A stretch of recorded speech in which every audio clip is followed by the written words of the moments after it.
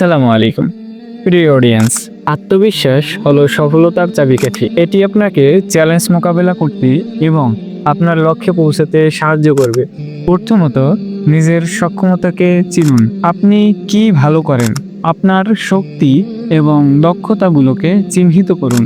যখন আপনি জানবেন আপনার কি কি গুণাবলী আছে, তখন আত্মবিশ্বাস স্বাভাবিকভাবেই বৃদ্ধি পাবে। দ্বিতীয়ত, ইতিবাচক চিন্তা গড়ে তুলুন। নিজেকে বলুন, আমি সক্ষম, আমি সফল হব। ইতিবাচক চিন্তা ভাবনা আপনার মনের স্থিরতা বৃদ্ধি করে। তৃতীয়ত, একটি পরিকল্পনা তৈরি করুন। লক্ষ্য অর্জনের জন্য একটি রূপরেখা তৈরি করুন। যখন আপনার কাছে একটি স্পষ্ট পরিকল্পনা থাকবে, তখন আপনি আত্মবিশ্বাসের সাথে অগ্রসর হতে পারবেন। চতুর্থত, নতুন অভিজ্ঞতা অর্জন করুন।